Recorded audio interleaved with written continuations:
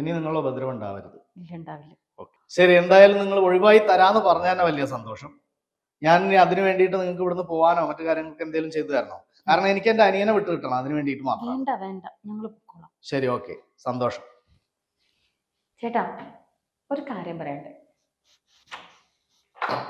അടുത്തടുത്തൊക്കെ വീട്ടുകാരുള്ളതാ, അതുകൊണ്ട് പുറത്തേക്ക് കേൾക്കണ്ടെന്ന് വെച്ചിട്ടാ ഡോറടച്ച് കൂട്ടിയിട്ടത്. ഞാൻ ഒരു കാര്യം നിങ്ങളോട് ചോദിച്ചോട്ടെ?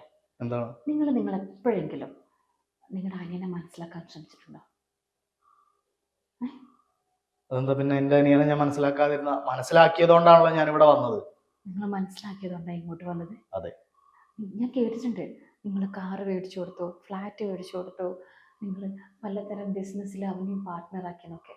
എപ്പോഴെങ്കിലും നിങ്ങൾ അവൻ്റെ അടുത്ത് നിനക്ക് ആഗ്രഹം എന്താ, നിനക്ക് എന്തെങ്കിലും കഴിക്കണം, നിനക്ക് എവിടെയെങ്കിലും പോകണം, എന്തെങ്കിലും ചോദിച്ചിട്ടുണ്ടോ?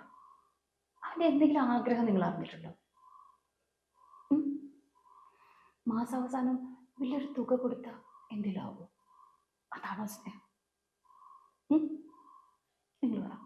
എല്ലാം അറിയുന്ന ആളല്ലേ, ഞങ്ങളൊക്കെ കൂടുതൽ ജീവിതം കണ്ട ആളല്ലേ, ഒന്ന് പറ. മാസാവസാനം കുറെ ലക്ഷങ്ങൾ കൊടുത്താ എന്തിലാവോ? അയാളുടെ മനസ്സൊന്ന് മനസ്സിലാക്കിക്കൂടെ? അറ്റ്ലീസ്റ്റ് അയാളോട് നിങ്ങൾക്ക് സ്നേഹമുണ്ടോ?